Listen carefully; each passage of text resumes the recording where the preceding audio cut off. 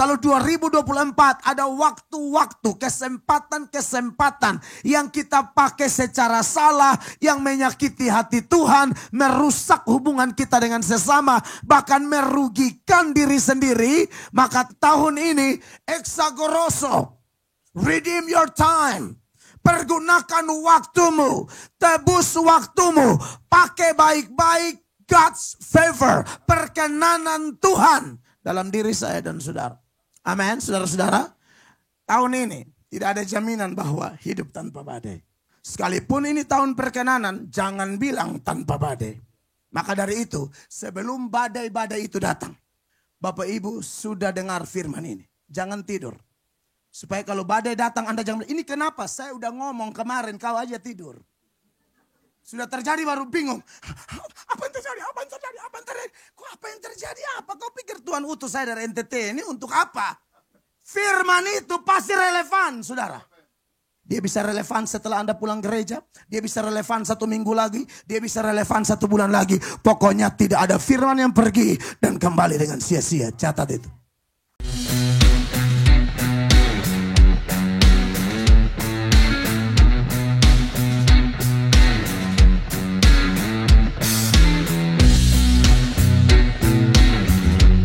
Baik, shalom. Satu anugerah besar ada lagi di gereja ini untuk tetap menjadi mitra, kawan sekerja di ladang Tuhan untuk saling menguatkan. Dan Pastor Elias, Ibu Gembala dan juga semua pengerja tim pelayan yang luar biasa yang selalu menerima kami sebagai saudara di dalam Tuhan. Kita percaya bahwa ada yang menanam, ada yang menyiram, tetapi pertumbuhan adalah bagian Tuhan. Amin. Paulus bilang, aku menanam, Apolos menyiram, tapi pertumbuhan adalah Tuhan. Bapak Gembala atau pendeta-pendeta lain yang Tuhan telah izinkan ada di mimbar ini, dipakai Tuhan untuk menabur. Dan saya percaya Roh Kudus akan menolong kita untuk kita sama-sama bertumbuh. Amin, Bapak Ibu terkasih. Baik, puji Tuhan, pembacaan firman Allah bagi kita pada kesempatan ini terpilih dari Lukas pasal 8. Ayat 22 sampai ayat 25. Lukas 8 ayat 22 sampai ayat 25. Perhatikan firman Tuhan ini Bapak Ibu terkasih, dan kita akan baca berbalas-balasan ya. Nanti istri saya juga membacakan di porsi jemaat supaya keluar di media suara ya. Ayatnya yang ke-22, saya pada suatu hari Yesus naik ke dalam perahu bersama-sama dengan murid-muridnya. Dan ia berkata kepada mereka, marilah kita bertolak ke seberang danau. Lalu bertolaklah mereka. Ayat 23, jemaat 23. Dan ketika mereka sedang berlayar, Yesus tertidur. Sekonyong-konyong turunlah taufan ke danau, sehingga perahu itu kemasukan air dan mereka berada dalam bahaya. Maka datanglah murid-muridnya membangunkan dia, katanya, Guru, Guru, kita binasa. Ia pun bangun lalu menghardik angin dan air yang mengamuk itu. Dan angin dan air itu pun reda dan danau itu menjadi teduh. Sama-sama 2-3. Lalu katanya kepada mereka, di manakah kepercayaanmu? Maka takutlah mereka dan heran. Lalu berkata seorang kepada yang lain, siapa gerangan orang ini sehingga ia memberi perintah kepada angin dan air dan mereka taat kepadanya? Tepuk tangan yang meriah bagi Tuhan Yesus. Bapak Ibu jemaat yang diberkati oleh Tuhan Yesus, tema bulan ini atau mungkin tahun ini adalah God's favor. Dan saya percaya perkenanan Tuhan ini adalah topik yang menarik, topik yang luar biasa. Dan sepanjang ibadah hari ini saya diberi tugas untuk membahas atau menyoroti tema ini melalui dasar-dasar kitab suci yang saya pakai. Dan setiap ibadah 1, 2, dan 3 ibadah khotbahnya berlainan Bapak Ibu terkasih ya.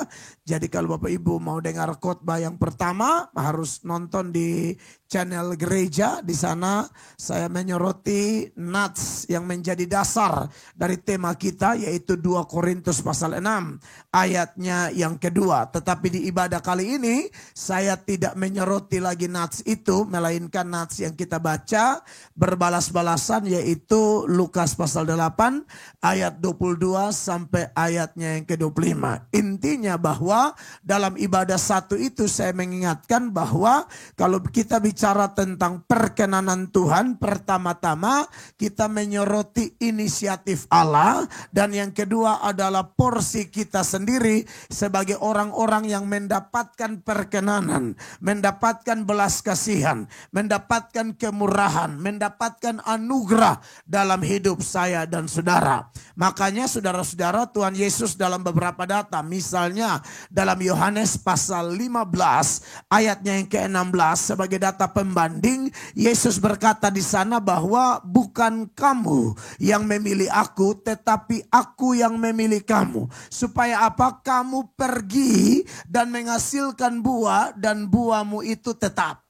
Jadi saudara-saudara, kita yang mendapatkan perkenanan Allah, pemilihan Allah. Kita dipilih mendapatkan perkenanan bukan untuk menikmati sendiri, tetapi ada tanggung jawab, ada ketaatan yang menjadi porsi kita sebagai orang-orang yang mendapatkan perkenanan Allah, yaitu kamu pergi dan menghasilkan buah. Menurut nats ini, ya.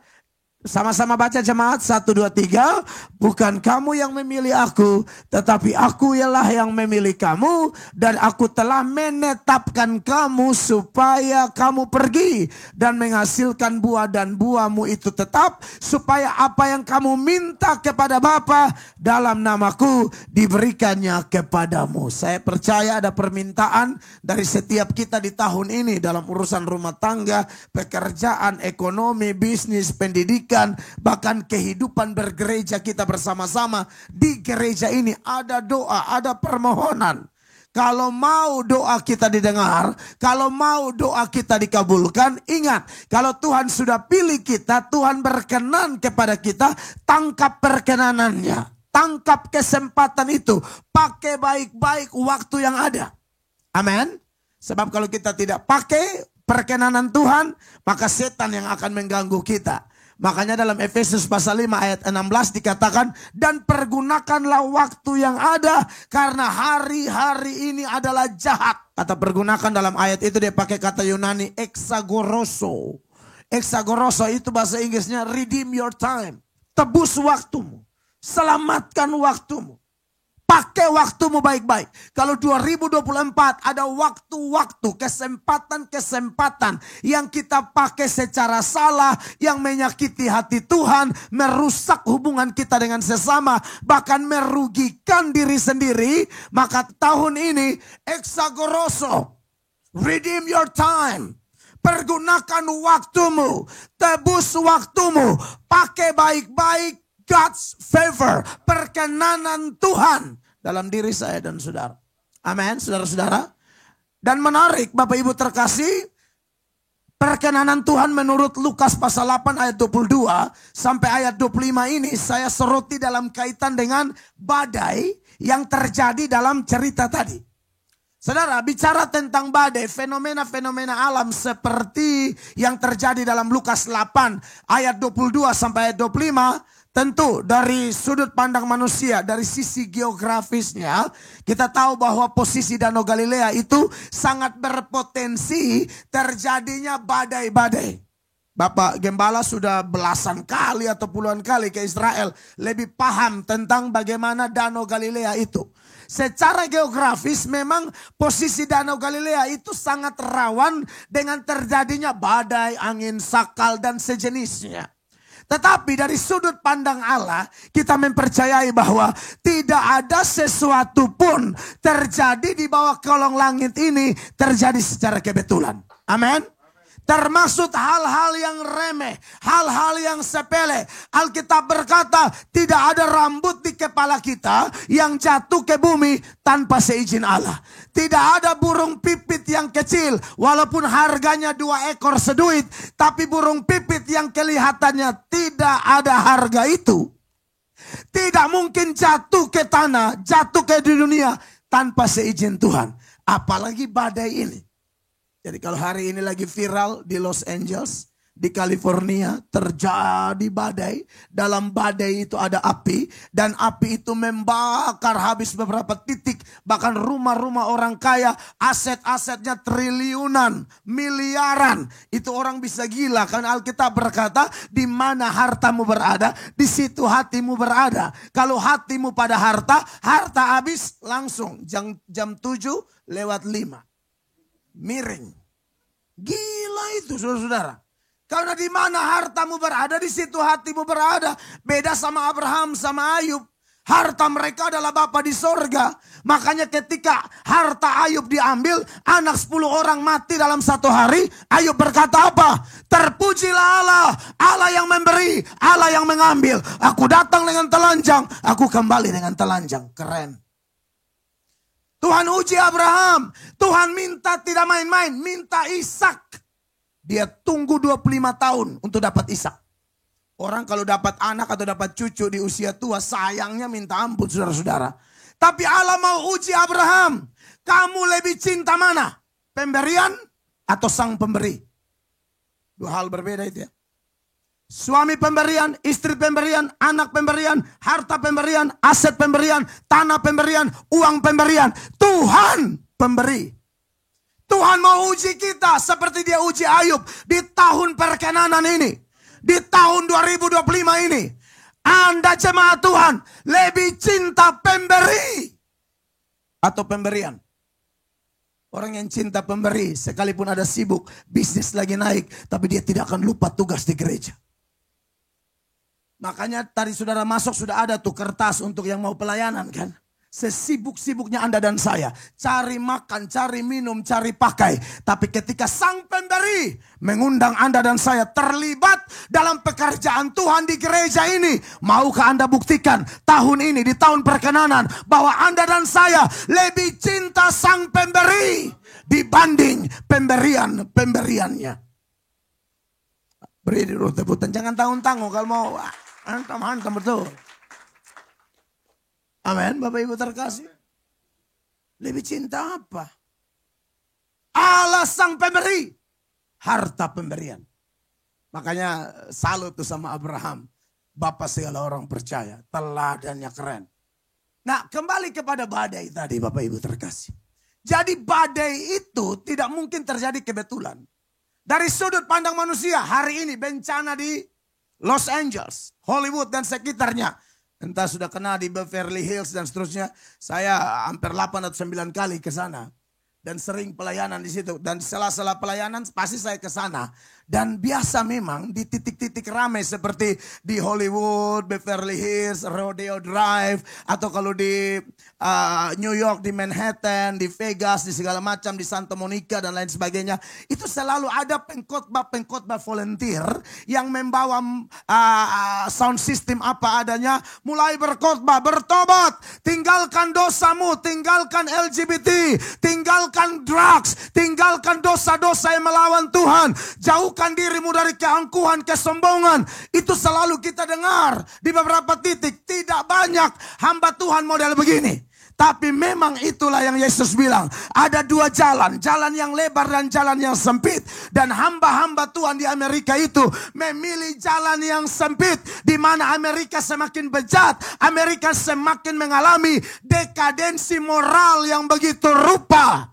Tapi masih ada orang-orang yang berteriak. Bertobat. Kembali. Kembali. Jesus is coming back. Mereka teriak terus. Teriak terus. Teriak terus. Beberapa hari sebelum peristiwa bencana ini sudah ada tuh yang teriak-teriak di jalan. Tuhan mau hancurkan LA, bilang begitu. Itu kalau bukan ada orang bilang, oh itu sudah settingan apa? Oh no. Apa yang terjadi di bawah kolong langit ini secara kebetulan. Kalau hal sepele saja tidak kebetulan, apalagi kehancuran sebuah kota. Amos pasal 3 ayat 6 menjadi salah satu dasar firman yang menyatakan bahwa tidak ada yang namanya bencana seperti tsunami, gunung meletus, termasuk kebakaran hebat yang terjadi di Los Angeles itu terjadi kebetulan Bapak Ibu. Perhatikan ayat ini. Adakah sangkakala ditiup di suatu kota dan orang-orang tidak gemetar? Adakah sangkakala ditiup di suatu kota dan orang-orang tidak gemetar? Adakah terjadi malapetaka di suatu kota dan Tuhan tidak melakukannya? Adakah terjadi malapetaka di suatu kota dan Tuhan tidak melakukannya? Tidak mungkin. Apa yang terjadi kebetulan? Ada yang tuduh inilah, oh ini Elon Musk, ini apa segala macam. Tahu apa kau? Amin.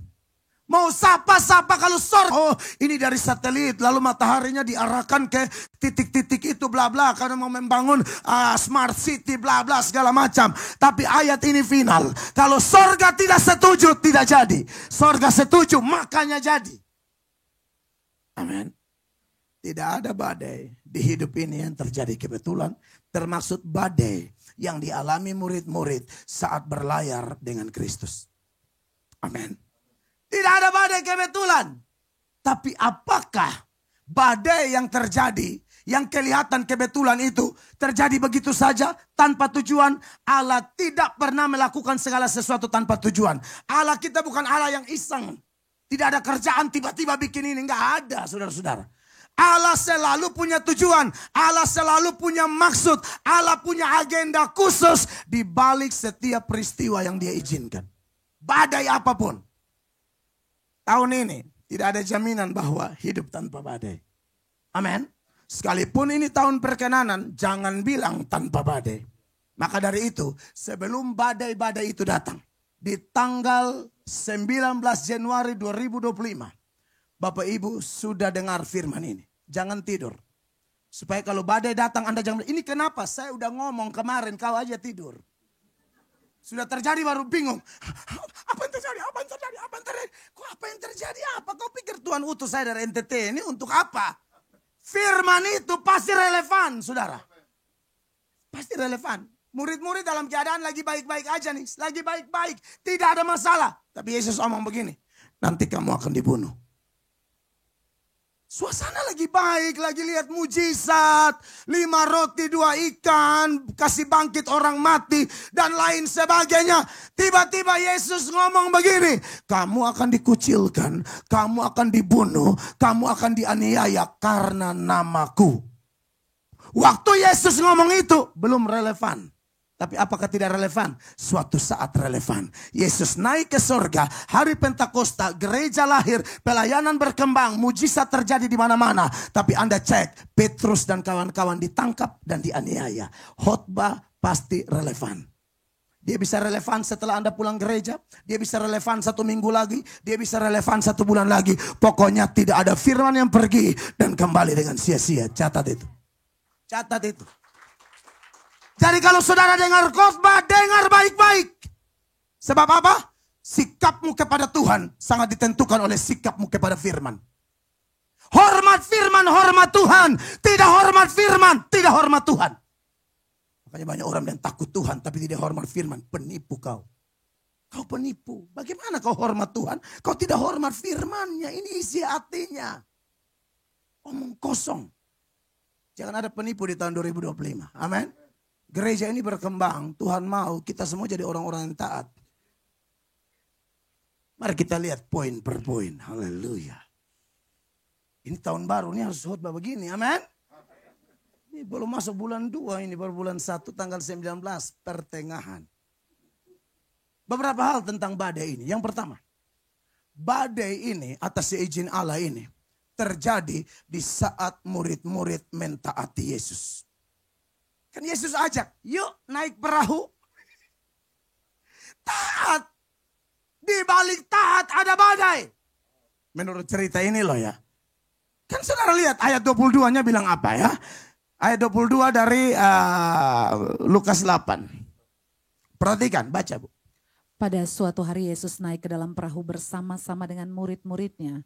Dan ia berkata kepada mereka, marilah kita bertolak ke seberang danau. Lalu bertolaklah mereka. Marilah kita bertolak ke seberang danau. Lalu bertolaklah mereka. Siapa yang ajak naik perahu? Yesus. Murid-murid memutuskan pokoknya 8-6. Tuhan Yesus bilang naik ya naik. Tuhan Yesus bilang berlayar ya berlayar. Dan di saat mereka taat itulah badai datang. Badai yang mereka alami beda sama badai Yunus. Badai Yunus itu karena melawan. Ulang ya, nangkap ya. Badainya Yunus itu beda sama badai yang dihadapi murid-murid. Badainya Yunus, Tuhan suruh pergi ke lain. Yunus pergi ke lain, ke Yafo lalu berlayar. Pada waktu berlayar itulah terjadilah badai. Selesai. Lara jadi cek ya, kalau ada badai pastikan dulu itu badai karena taat atau badai karena kepala batu. Kepala batu dan kepala angin itu sepupu kandung. Ya. Kakak paling besarnya namanya Tegar Tengkuk. Suka melawan. Oh itu hanya milik Israel itu. Kalau masih Indonesia kayaknya kepala angin, kepala batu ya. Kakak tertua kita yang Tegar Tengkuk. Dan kita mewariskan iman dari mereka ini. Kita warisi iman dari mereka. Makanya model sama. Yang taat-taat betul. Yang kepala batu betul. Nah saudara-saudara check and recheck. Saudara kalau hadapi badai. Yang lalu-lalu. Yang sedang saudara hadapi. Atau atas seizinnya kita akan hadapi di depan ini. Cek baik-baik. Pastikan kalaupun ada badai. Bukan karena Anda kepala batu. Itu nggak ada masalah. Percayalah kalau Anda dan saya taat lalu ada badai, di balik badai ada kemuliaan. Nanti saudara ikut khotbah ini sampai habis. Tetapi kalau Anda melawan lalu ada badai, tolong bertobat. Karena ada badai-badai yang datang. Karena Anda dan saya tidak dengar firman Allah. Saya bandingkan dengan beberapa data ya. Amsal pasal 1. Mulai ayat 24. Data-data ini begitu eksplisit memberikan informasi kepada Anda dan saya. Yaitu orang-orang yang terkena badai. Dan saat mereka terkena badai. Bukannya Tuhan sedih. Tuhan ketawa. Mari saya buktikan. Tuhan olok. Kenapa? Karena melawan Tuhan Allah. Perhatikan ayatnya. Oleh karena kamu menolak ketika aku memanggil. Dan tidak ada orang yang menghiraukan ketika aku mengulurkan tanganku. Ini curhatnya Tuhan loh ya. Saya harap ini tidak ada di gereja ini. Bahkan kalau Tuhan panggil, panggilan Tuhan itu banyak. Panggilan beribadah, panggilan pelayanan, panggilan bertobat, panggilan bantu orang, panggilan menginjil, macam-macam.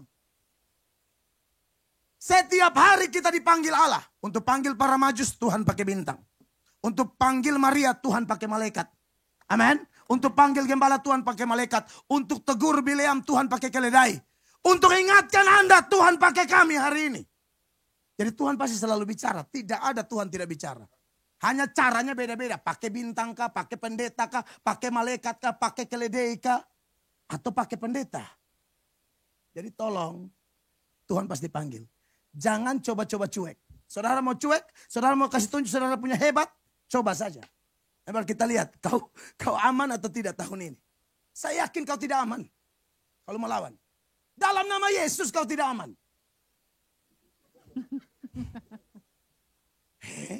Lanjut dulu, lanjut. Mana ayat. Terus. Bahkan kamu mengabaikan nasihatku dan tidak mau menerima teguranku. Wah ini kepala batu level tinggi. Ini kalau nasi goreng karetnya 4. Terus 25. Maka aku juga akan mentertawakan celakamu. 25 dulu coba. Bahkan kamu mengabaikan nasihatku dan tidak mau menerima teguranku. Akibatnya apa? Pas celaka Tuhan bukannya sedih, ketawa. Tuhan yang bilang loh saya cuma bantu baca. Saudara jangan bilang ini pendeta kayaknya aneh. Aneh apa? Orang ada ayatnya kok. Mana ada saya khotbah tanpa ayat. 26. Maka aku juga akan menertawakan celakamu. Aku akan berolok-olok apabila kedahsyatan datang ke atasmu. Iya. Untuk mereka yang kena badai saat taat, Tuhan tidak mungkin olok. Mereka yang kena badai karena taat, tidak mungkin Tuhan tertawa. Tapi yang ini harus ditertawakan. Kau pikir kau hebat? Kamu tidak hebat, seolah-olah begitu ya. Ini gaya khotbah saya seperti begitu ya. Dicerna dan ditelan pelan-pelan aja ya. Karena Anda ajak orang itu lalu dia, begitu misalnya. Ibu, itu salib. Tapi kalau ada ibu-ibu dikejar oleh 4 ibu yang lain. Pakai high heels yang tajamnya luar biasa 12 cm. Lalu dia hantam kau sampai kepala darah karena kau WA suaminya. Itu bukan salib, Bu. Lu memang harus dihajar. Buat apa WA suami orang jam 2 pagi? Aku rindu kumismu, darah Yesus berkuasa. Saudara pikir itu kumis pagar gereja? Enak aja lu main ganggu-ganggu jam 2 pagi. Saudara, jadi kalau ada ibu-ibu yang dikeroyok oleh ibu-ibu lain karena ganggu laki mereka, ibu ini memang harus dikeroyok. Dan ini bukan salib. Amin. Saudara yang tiba-tiba tumor batang paru-paru dan lain sebagainya karena tidak pernah lepas rokok. Lepas miras, itu bukan salib. Kamu memang cari hal. Tuhan bukan hanya pakai pendeta, Tuhan pakai dokter juga. Dokter itu hamba Allah. Amin. Saudara yang kerja jam 7 tapi nonton bokep sampai jam 4 pagi. Lalu ngantuk di jalan ketabrak, itu bukan salib. Bukan. Sudah tahu kerja jam 7, tidurnya 8:30. Bukan nonton aneh-aneh bikin kotor otak lagi. Amin. Jadi saudara cek dulu. Badainya kenapa? Sebab Mazmur 107 ayat 17 bilang. Ada orang-orang menjadi sakit gara-gara dosa loh. Perhatikan ayatnya. Mazmur 107 ayat 17. Ada orang-orang menjadi sakit oleh sebab kelakuan mereka yang berdosa. Dan disiksa oleh sebab kesalahan-kesalahan mereka. Kita lihat ayatnya Bapak Ibu. Ada orang-orang menjadi sakit oleh sebab kelakuan mereka yang berdosa. Ya, kalau ada bapak-bapak nakal di sini yang suka selingkuh main perempuan dan kau kena penyakit kelamin, ini kita harus omong terang-terang ini. Kau jangan bilang itu salib. Lu memang gatal Pak, lu harus kena. Mungkin ada yang bilang, wah ini keras banget. Semua etika yang tidak sesuai Alkitab harus dibuang. Munafik itu. Etika apa? Ini bukan tidak beretika. Saya bisa tunjukkan data-datanya Tuhan tegur keras. Jangankan yang bilang gatal. Tuhan pernah bilang Petrus, hei iblis, minggir kau. Amin. Minggir kau kata Tuhan. Paulus menyebut penyesat-penyesat sebagai apa? Anjing-anjing. Paulus bilang. Ya makanya di dalam Filipi pasal 3 itu. Mulai ayat 1. Paulus bilang begini. Untuk penyesat. Paulus tidak bilang. Guru-guru palsu, langsung aja anjing. Ini tapi saudara jangan pakai ini. Omong dengan tetangga ya, jangan. Ini contoh aja dan ini bukan kata kotor, ini kecaman keras dari para rasul yang membenci dosa atau penyesatan. Ayat ini berkata mana? Tendes tekan. Filipi 3 ayat 1. Iya, 1 dan 2. Ya, akhirnya saudara-saudaraku, bersukacitalah dalam Tuhan. Menuliskan hal ini lagi kepadamu tidaklah berat bagiku. Apa dan memberi ditulis? kepastian kepadamu. Hati-hatilah terhadap anjing-anjing. Yang dimaksud dengan anjing di situ orang yang karakternya kayak anjing. Saudara jangan pikir di gereja itu semua domba. Oh ini kita bongkar ya supaya enak ya. Santai kok, tidak ada. Saya kan tidak kenal saudara, santai aja. Ingat, terima firman itu, terima khotbah itu cermin. Bukan spion. Spion pakai lihat orang. Saudara naik motor, naik mobil, lihat spion, lihat orang kan. Makanya kalau ada pendeta khotbah, wah pas banget nih sama bini gua. Bapak, salibkan mulutmu. Atau hektar aja ya Pak ya. Siapa suruh? Firman lempar ke istri. Urus diri masing-masing. Amin. Ada ibu-ibu tuh kalau dengar khotbah nih pas banget sama laki gua. Pakai dikorek lagi. Tuh ambil keputusan saatnya waktu. The favor of God is favor right now. Hello. Shh. Dengar firman, cermin, perhatikan dirimu. Bagaimana kamu hidup, jangan seperti orang bebal, kata Alkitab. Tapi seperti orang arif. Jangan lihat selumbar di mata saudaramu, tapi tidak lihat balok di matamu. Amin. Dengar khotbah tuh lihat diri. Kalau kami di NTT bilang dengar khotbah loti diri. Loti itu bahasa Kupang, lihat dirimu. Gak usah lihat orang. Banyak orang pulang gereja suka cita karena waduh khotbahnya gila banget. Kena banget sama teman gua. Kok bagaimana ceritanya kau pulang diberkati karena kena sama orang. Caramu dengar firman salah. Bisa pulang bahagia karena kena semua lo. Kena habis. Bertobat. Perhatikan dirimu. Gak usah lihat-lihat orang di sini. Ibarat naik kuda tuh ada kacamata kuda tuh. Supaya kudanya jangan lari ke sana ke sini. Amin Bapak Ibu. Oh iya dong. Ada orang-orang yang seperti ini. Alkitab bilang anjing-anjing. Makanya di gereja itu nggak semuanya domba. Kan ada Tuhan bilang kambing. Di lain hal Tuhan bilang babi. Ini karakteristik loh ya. Ada karakternya tuh nggak selalu domba. Domba tuh peka kepada suara gembala. Gembala di depan dia ikut dari belakang. Beda sama bebek. Gembala di depan bebeknya bubar. Lain bebek. Tapi ada juga Alkitab bilang anjing dan babi. Dan Yesus berkata dalam Matius 7 ayat 6. Jangan buang mutiara kepada babi dan juga kepada anjing. Karena mutiara atau barang kudus itu menggambarkan Injil kebenaran. Setelah dengar Injil bukannya ditaati malah diinjak-injak. Coba baca ayatnya. Jangan kamu memberikan barang yang kudus kepada anjing. Aha. Dan jangan kamu melemparkan mutiaramu kepada babi. Nanti kenapa? Supaya jangan diinjak-injaknya dengan kakinya. Lalu ia berbalik mengoyak kamu. Anda yang dengar firman dan pulang injak-injak ini firman. Anda siapa? Dalam hati aja. Iya, domba tuh beda. Domba tuh beda. Yohanes 10 ayat 27 menjelaskan karakter domba-dombanya Yesus. Domba-domba Yesus itu gimana? Ayat 27. Sama-sama baca. Yohanes 10 ayat 27. 1, 2, 3. Domba-dombaku mendengarkan suaraku dan aku mengenal mereka dan mereka mengikut aku.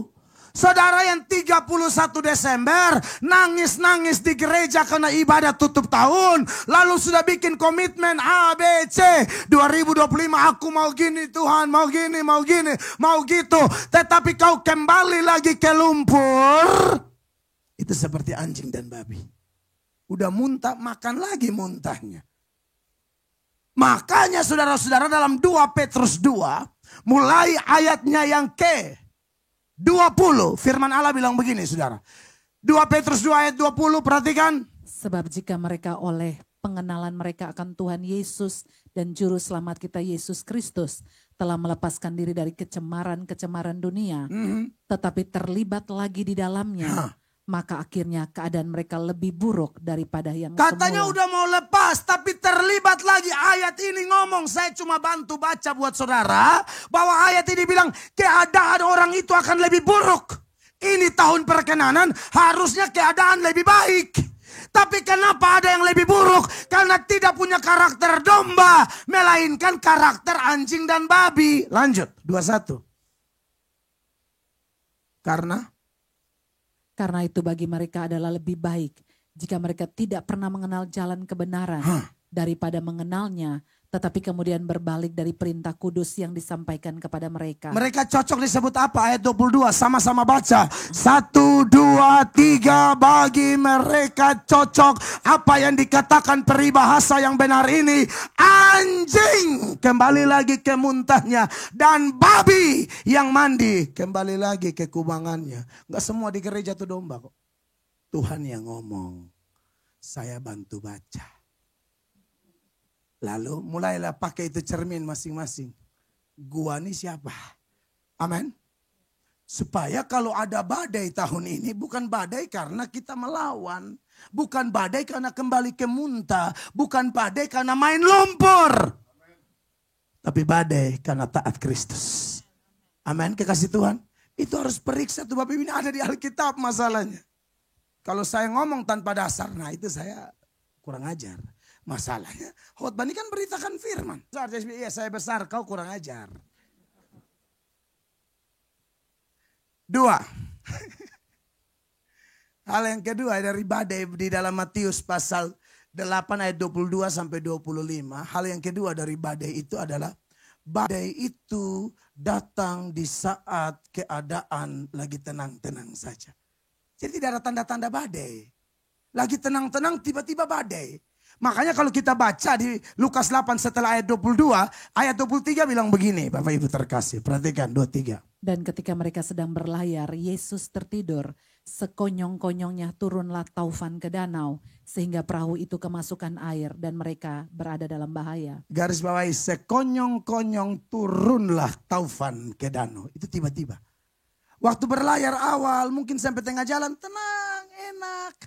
Di awal Januari tenang, enak. Gak tahu di Februari. Mungkin badai datang. Maka saya bilang sama jemaat Tuhan yang saya gembalakan di mana-mana, atau yang undang saya sering bilang begini, kalau keadaanmu lagi baik-baik, intimlah sama Tuhan. Intim, karena biasanya di balik keadaan baik-baik ada badai sudah tunggu. Sebaliknya, di balik badai ada berkat sudah tunggu. Jadi sepanjang hidup di dunia ini masih terjadi. Tidak ada jaminan bilang, oh Tuhan berjanji tanpa badai, itu tidak ada. Waktu dia ajak mereka, dia tidak janji muluk-muluk. Ayo sama gua, badai gak bakalan ada. Gak ada itu. Naik aja. Lu gak usah banyak tanya, lu mau ikut tidak? Jangan tanya, ada badai gak? Lu ikut dulu. Lu pakai nanya. Naik. Amin. 8-6, go. Jangan begitu. Tuhan jangan bercanda dong, ada gak? Gitu. Urusan apa? Naik. Amin. Kita sudah masuk di perahu yang namanya perahu 2025. Jangan tanya lagi ada atau tidak. Kalau Anda tanya ke saya bilang banyak. Oh iya. Ada dong, masa nggak ada, enak aja. Pasti ada. Keadaan lagi baik-baik, keadaan lagi aman-aman, datang badai. Waktu api Sodom dan Gomora membakar habis Sodom dan Gomora, itu bukan bakarnya lagi mendung gelap, tidak. Itu sih mudah ditebak, wah hati-hati nih kayaknya gelap banget ini. Tidak, lagi terang matahari, tiba-tiba itu api dari langit. Beda sama api di Los Angeles nih. Itu pilot lihat ada di dalam badai ada api, ini nggak ada sama sekali di Sodom dan Gomora. Tapi Anda tahu kronologinya bagaimana? Istri Lot itu memang, aduh ini juga kategori yang tadi itu. Anjing babi juga tuh. Karena firman tuh jelas dalam Kejadian 19 triliun. Tidak ada Christian Mode Show di 2025. Amin. Slow motion. Tidak ada. Kita lari. Gak usah breakdance. Perhatikan ayatnya. Cepatlah, larilah ke sana, sebab aku tidak dapat berbuat apa-apa sebelum engkau sampai ke sana. Itulah sebabnya nama kota itu disebut Zoar. Cepatlah, larilah. 24 langsung. 24. Kemudian Tuhan menurunkan hujan belerang dan api atas Sodom dan Gomora. 23 dulu, 23. Supaya saya mau soroti ini kondisi cuaca waktu itu. Matahari telah terbit menyinari bumi ketika Lot tiba di Zoar. Jadi lagi terang. Bagus, matahari terbit. Nggak ada tanda-tanda awan gelap, badai-badai. Nggak ada. Matahari terbit. Tiba-tiba di 24. Ya, 25 tadi. Kemudian Tuhan menurunkan hujan belerang dan api atas Sodom dan Gomora berasal dari Tuhan, dari langit. Dan ditunggang balikannya kota-kota itu dan lembah Yordan dan semua penduduk kota-kota serta tumbuh-tumbuhan di tanah. Lalu istri Lot yang disuruh lari tadi dia lari. Coba cek 26. Tetapi istri Lot yang berjalan mengikutinya menoleh ke belakang lalu menjadi tiang garam. Disuruh lari dia jalan. Perintahnya jelas ya. Cepat larilah. Tetapi istri Lot berjalan. Mode show tadi tuh. Slow motion. Jalan. Pas lihat begini tiang garam. Saudara yang lihat ke belakang tiang Ajinomoto ini tahu. Saudara-saudara yang diberkati Tuhan Yesus. Amin. Jadi kalau keadaanmu lagi baik-baik, kerja lagi baik, bisnis lagi baik, semua lagi baik-baik, intim sama Tuhan. Jaga jam doamu, jaga saat teduhmu, jaga baca Alkitabmu, ikuti program-program doa di gereja ini. Jangan jauhkan diri dari pertemuan-pertemuan ibadah. Kau jangan pikir semua aman-aman terus, tidak aman. Tidak aman. Betul tahun perkenanan, tapi perkenanan yang bagaimana? Kita harus tangkap perkenanan itu. Amin Bapak Ibu terkasih. Ini penting. Yang ketiga. Badai sehebat itu tidak mampu membangunkan Yesus. Lalu Yesus bangun karena apa? Teriakan murid-murid. Amin Bapak Ibu. Amen. Tuhan Yesus tidak tertarik sama badai. Tuhan mau lihat siapa yang berseru di tengah badai. Amin, kekasih Tuhan. Amen. Dan makanya kenapa di akhir poin 2 tadi saya tekankan jaga kehidupan doamu. Jaga saat teduhmu. Seruan-seruan kita itu yang bikin Allah tidak bisa tidur. Penjaga Israel tidak pernah terlelap. Karena ada umat yang berseru. Ada umat yang berteriak. Amin. Dan Allah memang tidak bisa tidur. Itu hanya penggambaran bahasa Alkitab yang namanya antropopati. Allah digambarkan dengan perasaan-perasaan seperti manusia. Tapi faktanya Allah yang Jehovah Syama itu maha hadir. Itu maha hidup. Itu sangat tertarik dengan doa dari umatnya. Amin, kekasih Tuhan. Makanya saudara diberkati oleh Tuhan Yesus Kristus. Tetaplah berdoa. Tahun ini saya ingatkan kita. Saya bersyukur ada di satu sinode gereja tempat saya mengabdi. Itu gereja sidang jamaat Allah. Salah satu gereja karismatik juga yang sangat tua di dunia ini. Assembly of God, AOG. Kalau saudara tahu Pak Yonggi Cho, ya itu GSJA tuh. Kalau di Indonesianya. Dan kami bermitra dengan semua gereja. Itu simpel aja, pendeta disuruh tiap hari 1 jam berdoa. Selain baca Alkitab. Kalau kecuali pelayanan hari Minggu, tentu dia fokus pelayanan hari Minggu. Tapi tiap hari pendeta harus berdoa 1 jam. Baca Alkitab 1 tahun harus selesai. Saya tahun lalu 4 kali baca. Karena saya rasa tidak bisa, bahkan firman sedikit. Kita pembicara firman loh. Saya tidak bisa tahu-tahu bicara tentang Pak Elias. Atau Pak Elias bicara tentang saya. Tapi kita dua tidak saling bicara. Lalu tiba-tiba saya ngomong, wah Pak Elias tuh gini.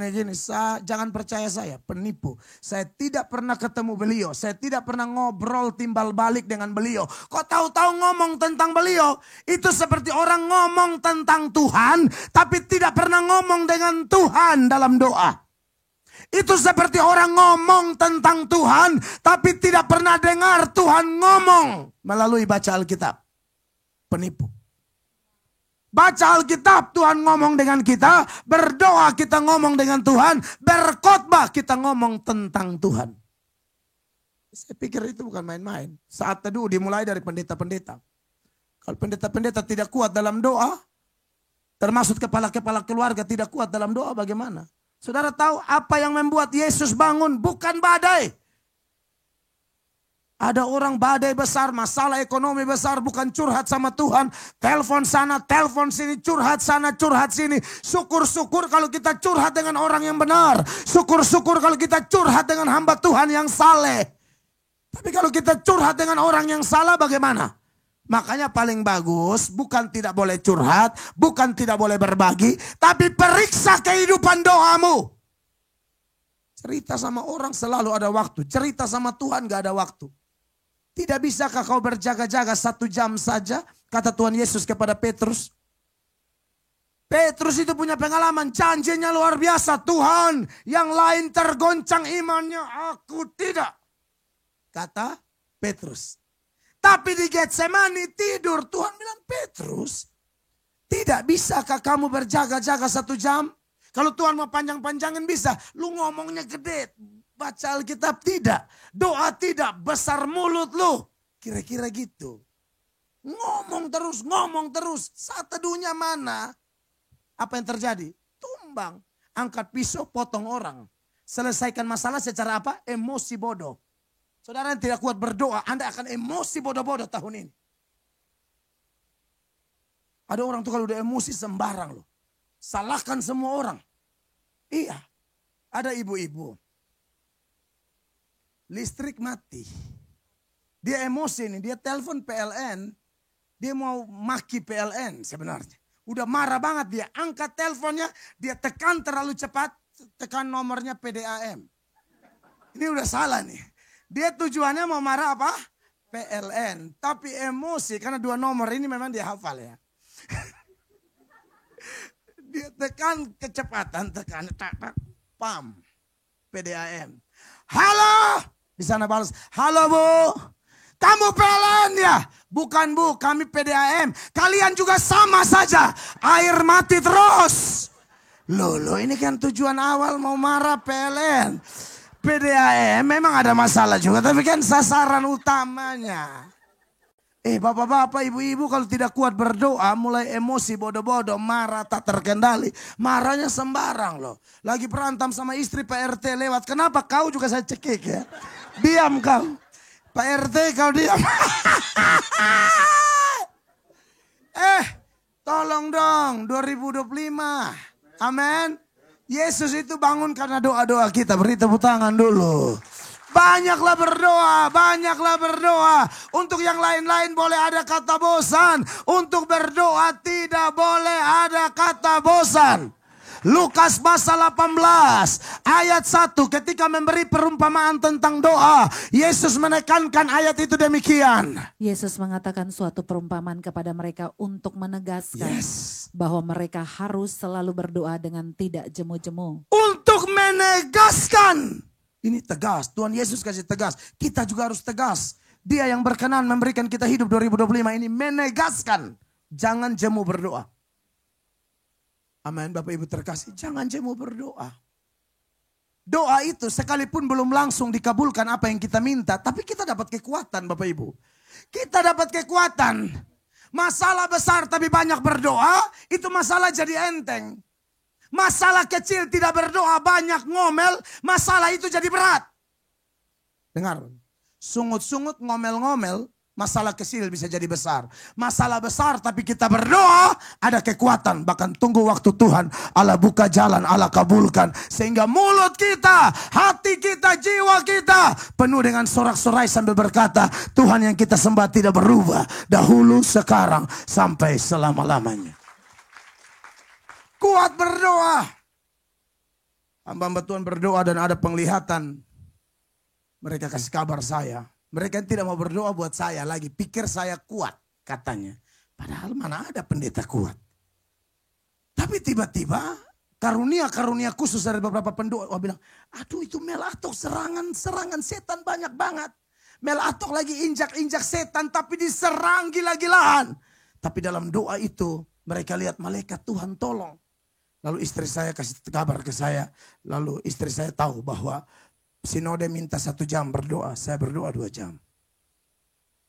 Tuhan bilang, dia kalau minta jubah, minta baju kasih jubah. Dia minta kau jalan 1 kilo, jalan 2 kilo. Dia minta 1 jam, hantam 2 jam. Ini bagaimana kita pengkhotbah keliling begini. Lalu kita tidak kuat dalam doa, mau jadi apa? Tidak bisa.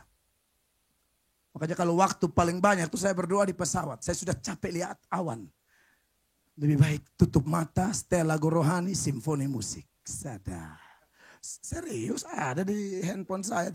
Jangan sekarang ini supaya kasih tahu Pak Johan. Bukan, ini memang ada. Orang saya diundang khusus jadi tamu VIP. Tapi saya nggak bisa datang, Pak Johan telepon. Kan ada lagu penyembahan. Ini gereja-gereja tukang menyembah.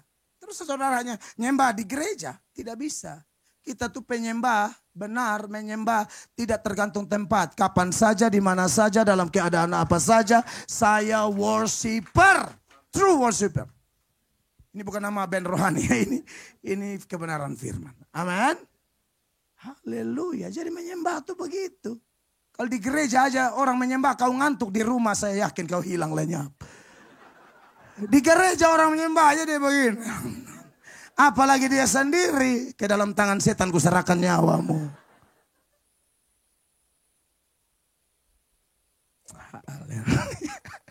Udah jam berapa ya? Beberapa wajah mencurigakan. Saya lihat tidak apa-apa. Pembalasan hak Tuhan ya.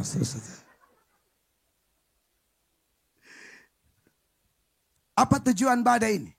Badai ini untuk melatih iman murid-murid semakin kuat. Jadi badai ini bukan Tuhan benci mereka. Anda yang taat sama Yesus, mau intim sama Yesus, ada badai. Tapi jangan berpikir badai itu karena Tuhan benci Anda. Tidak sama sekali. Makanya kalau Anda lihat di dalam Lukas itu ya, 22, setelah ayat 23-24 dia bilang begini. Lalu katanya kepada mereka. Sampai di situ. Yesus bilang apa? Di manakah kepercayaanmu? Berarti badai tadi melatih kepercayaan mereka. Ya saudara jangan pikir Tuhan benci Anda ya. Tidak sama sekali. Paulus berdoa dan ada duri dalam dagingnya. Mayoritas penafsir mengatakan ada sakit tertentu pada tubuh Paulus. Maka ini dikonfirmasi oleh Paulus sendiri. Di dalam Galatia pasal 4 ayat 13. Paulus bilang, aku memberitakan Injil kepada kamu waktu itu karena aku dalam keadaan sakit. Saudara lihat, ini Paulus sakit, jangan tuduh bahwa Paulus berdosa atau Tuhan benci Paulus. Bukan, nanti kita bedah ini data. Perhatikan. Kamu tahu bahwa aku pertama kali telah memberitakan Injil kepadamu oleh karena aku sakit pada tubuhku. Saudara, apakah hamba Tuhan tidak boleh sakit? Itu ajaran dari mana? Dia lebih hebat dari Paulus, kah itu hamba Tuhan? Kita nggak boleh sakit, kata siapa? Pengkhotbah hebat nih, doakan orang sakit sembuh. Tapi dia aja nggak sembuh, ya nggak apa-apa. Tuhan punya maksud. Yes. Jangan dibodohi oleh ajaran-ajaran tidak bertanggung jawab. Kalau saya ajar, saya bertanggung jawabkan. Orang saya pengkhotbah media sosial. Paulus sakit nih. Kamu tahu bahwa aku pertama kali telah memberitakan Injil kepadamu oleh karena aku sakit pada tubuhku. Sakitnya sakit apa? Kelihatannya sangat menjijikkan. Sangat hina. Lanjut dulu ayat 14. Sungguh pun demikian keadaan tubuhku itu yang merupakan pencobaan. Tim ayat bagi 14. kamu. Namun kamu tidak menganggapnya sebagai sesuatu yang hina dan yang menjijikan. Iya, karena memang faktanya sangat hina dan menjijikan. Kelihatannya dia punya sakit yang bisa dilihat orang begitu. Terus? Tetapi kamu telah menyambut aku sama seperti. Namun kamu tidak menganggapnya sebagai sesuatu yang hina dan yang menjijikan. Tetapi kamu telah sampai menyambut ayat aku. 14. Kok ini lari ke 18 dalam rangka apa? 14. Kita ada 14 kok 18. 14, tidak ada 18, saya tidak ngomong sama sekali. Haleluya. Tuhan mengampuni. Tidak mungkin salah dengar. Manusia itu memang lemah ya. Saudara lihat di sini coba. Tetapi kamu telah menyambut aku sama seperti menyambut seorang malaikat dan seterusnya. Disinyalir Paulus ini sakit mata. Tahan dulu ayatnya, tahan ya. Disinyalir Paulus ini sakit mata. Jadi waktu Paulus penglihatan di Damsyik itu 3 hari kan buta. Ananias doa sembuh. Tapi mayoritas penafsir bilang kemungkinan atas izin Tuhan, Tuhan tinggalin sedikit. Dan ini bukan kebencian. Paulus ini terlalu dipakai Tuhan. Hamba-hamba Tuhan yang dipakai Tuhan itu harus dikasih duri dalam daging supaya rendah hati. Bayangkan sudah dipakai Tuhan, ini diberkati, itu diberkati, bisa lupa Tuhan Allah loh. Makanya percaya deh, di hidup kita pasti ada tetapi. Cantik, tapi on dikit. Boleh tuh. Ya, kalau udah cantik, pintar, sombong banget. Cantik tapi agak sedikit on. Keren. Biar dia jangan terlalu sombong. Udah cantik, smart pula. Iya kan? Ada tapi. Iya. Sebaliknya ada yang jelek. Tapi pintar, asik kan. Seimbang Tuhan itu luar biasa. Naaman tuh hebat, tapi kusta. Iya, percaya atau tidak? Hidup kita ini kalau kita bersaksi semua punya tetapi. Bahkan ada kita yang punya tetapi lebih dari satu. Ya. Paulus dipakai Tuhan, tetapi sakit. Gak apa-apa. Anak Tuhan, belajar Alkitab itu jujur. Saya tidak membodohi Anda. Saya ini punya karunia juga. Saya ini juga hamba Tuhan dipakai Tuhan. Saya ngerti altar call. Jemaat begini banyak. Kalau saya mau bermain ngeroh-ngeroh habis kalian. Ayo semua bangkit berdiri. Saya jalan bolak-balik 3 kali mimbar ini. Sambil berkata Tuhan bicara. Haleluya. Saudara angkat hati, angkat hati. Oh yes. Ada ibu-ibu yang tertekan di sini. Ya iyalah begini banyak. Hidup di Jakarta tidak tertekan, omong kosong. Nggak usah lu main drama di sini. Amin. Bilang aja yang tertekan datang pada Yesus. Itu lebih fair. Daripada udah bolak-balik ada ibu-ibu di sini. Engkau sakit hati dengan suamimu. Kelihatan dari wajah, nggak usah penglihatan. Nggak usah penglihatan. Saya lihat aja udah tahu. Saya belajar psikologi kok. Langsung ibunya nangis, itu gua. Lu kena tipu. Nangkap ya maksud gua ya. Saya bisa mainannya kayak gitu. Saya pendeta karismatik. Saya hafal lagu rohani, saya ngerti nada. Bisa banget, kecil itu mainan gua. Tapi masalahnya kita nih mau bertumbuh. Makanya ngomong pakai data. Amin. Ibu-ibu nangis, aku banget, aku banget, aku banget. Lu kena prank. Aku banget apaan? Amin Bapak Ibu. Bisa nggak? Bisa. Biar saya tambah laku, bisa.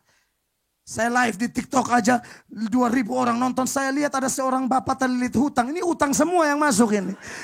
Kau jangan bilang bapak terlilit, dia masuk semua utang koperasi itu. Saya tahu. Ini nangis kan dia di rumah. Bisa nggak gitu? Bisa. Kalau saya tidak bilang Tuhan tidak bisa ngomong loh ya. Tapi bisa. Tapi saya lihat hari-hari ini kok jadi ikut-ikutan satu sama yang lain. Kesannya omong kosong itu. Saya melihat dari kamera ini, saya akan tembuskan tangan saya keluar dari kamera. Gak usah deh aneh-aneh. Saudara jemaat tolong cerdas. Amin. Jangan dengar yang begitu langsung tinggalkan gereja ini. Tolonglah setia. Tuhan itu tidak kelihatan. Gereja ini kelihatan. Setia pada gereja ini. Jangan aneh-aneh. Baru datang gereja baru semua pada minggu depan tinggal segini saja. Saya khotbahnya menuju sini. Kalau kita ya ini kosong semua. Haleluya.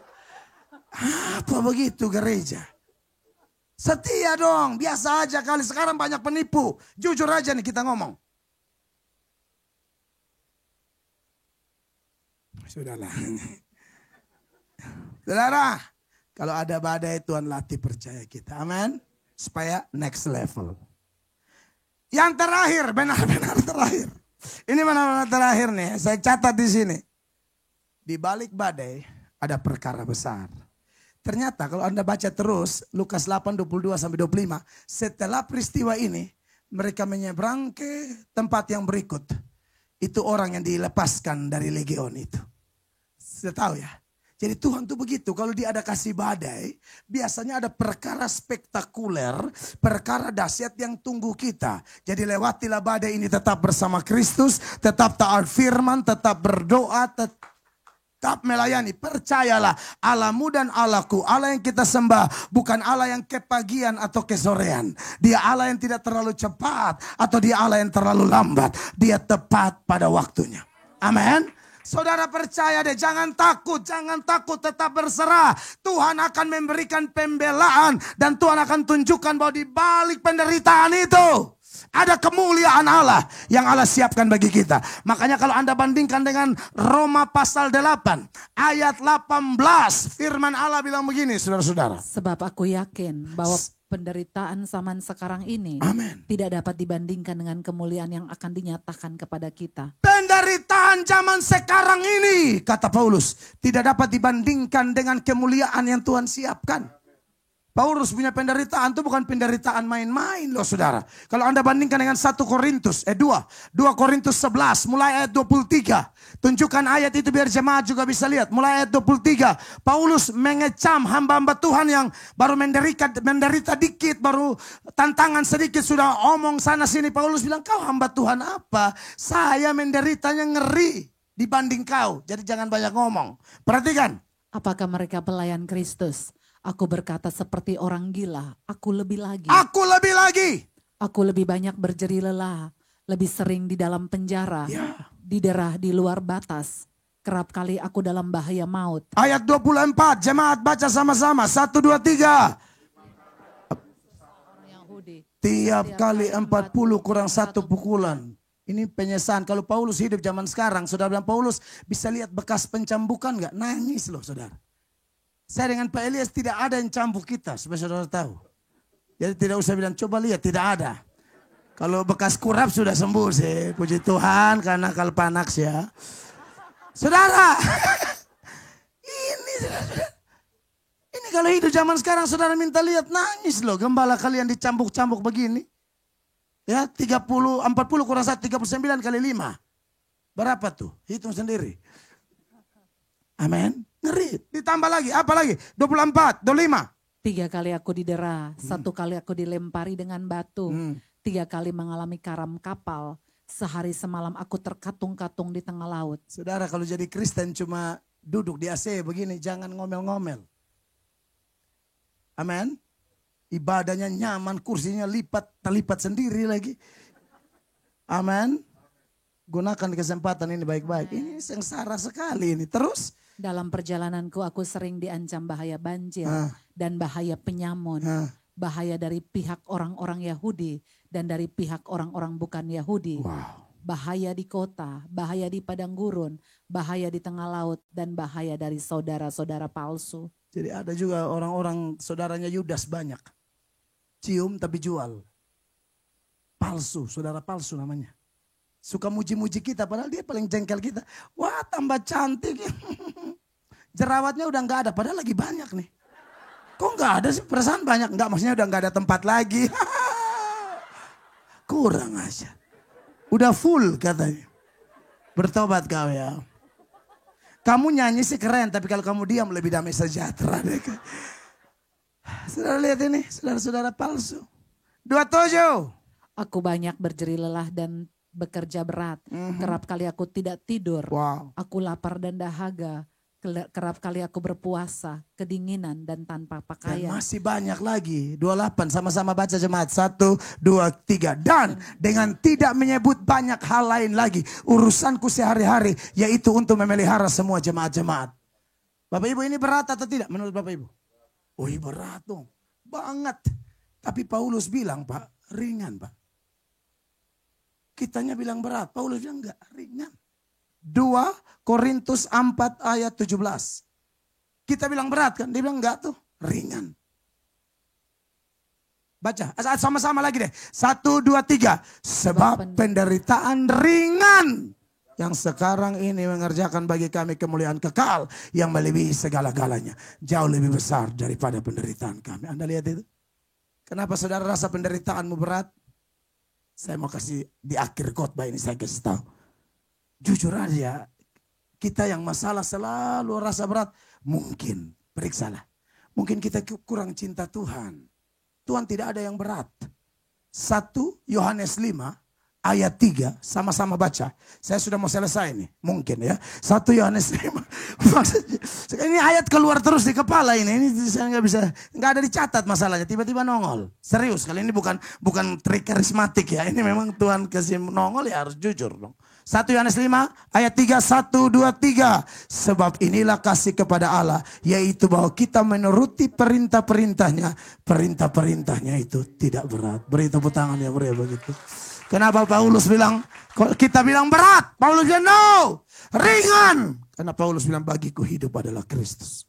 Aku mencintai dia. Aku sayang dia. Badai apapun tidak dapat dibandingkan dengan kemuliaan yang Tuhan siapkan bagi kita. Saya selesai, Tuhan dimuliakan. Beri tepuk tangan yang meriah bagi Tuhan Yesus. Mari kita berdiri Bapak Ibu Jemaat.